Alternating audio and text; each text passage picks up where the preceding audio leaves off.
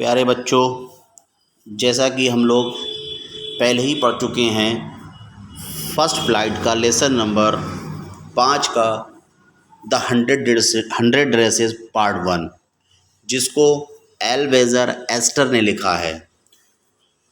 एल्वेज़र ester के द्वारा लिखित द 100 ड्रेसेस पार्ट 1 हम लोग पढ़ चुके हैं।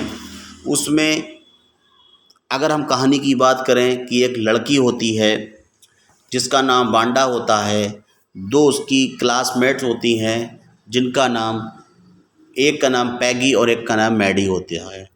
वो दोनों लोग वांडा को बहुत परेशान करती हैं उसकी ड्रेस को लेकर के। अब जो पार्ट सेकेंड शुरू होता है वो एक पत्र से शुरू होता है। वो पत्र जो वांडा के पिता के द्वारा लिखा गया है और वांडा की जो क्लास टीचर हैं मिस मैसन उनको मिलता है। मिस मैसन जब ये पत्र पढ़ती हैं तो उस पत्र में हमको क्या पता चलता है? उस पत्र में वांडा के पिता के द्वारा लिखा गया कि आपके स्कूल में मेरी लड़की जो वांडा पढ़ती है उसको 2 लड़कियां मिलकर परेशान करती हैं, उसकी ड्रेसेस को लेकर के, उसके हर तरीके से उसको तंग करती हैं, इसलिए मेरी लड़की वांडा स्कूल छोड़ रही है। जब ये बात मिस मैसन के द्वारा बताई जाती है तो पैगी और मैडी को ज़्यादा तकलीफ़ होती है। क्यों? वो परेशान तो करती थी, लेकिन मैडी को ये ज़्यादा तकलीफ़ इस बात की हुई कि अरे काश को हम पैगी को रोक लेते। तो मैडी कहती है कि काश को हम पैगी को रोक लेते तो शायद स्कूल वांडा छोड़कर ना जाती। और मैडी इस वजह से अपने आप को कायर महसूस करती है। कहानी आगे बढ़ती है और पैगी और मैडी एक दिन ये सोचते हैं कि आओ हम वांडा के घर चलते हैं, वांडा से मिलकर आते हैं।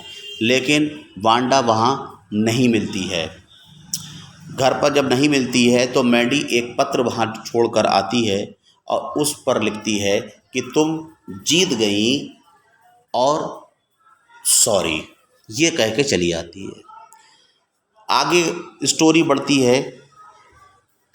वांडा के जो एक टीचर होते हैं उनके द्वारा एक पत्र लाया जाता है। अब एक दूसरा पत्र आता है और दिन कौन सा होता है? वो दिन होता है क्रिसमस का दिन होता है। क्रिसमस के दिन एक पत्र पढ़ा जाता है और इस पत्र में ये भी लिखा था कि पैगी के लिए हरे रंग की ड्रेस दी जाए और मैडी के लिए नीले कलर की ड्रेस दी जाए।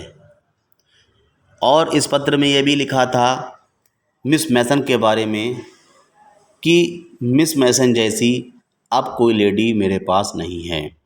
ये कहानी इसी के साथ ख़त्म हो जाती है और हमें एक मैसेज ये भी देती है कि लाइफ में उतार चढ़ाव बहुत आते हैं और छोटे बड़े भी लोग होते हैं, लेकिन हमें कभी भी ये नहीं सोचना चाहिए कि कौन छोटा है और कौन बड़ा है।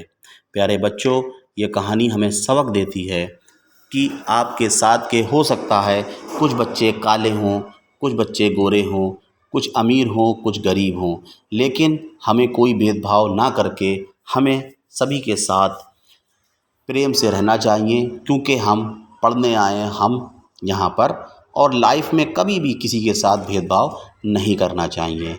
इसकी कहानी यही ख़त्म होती है।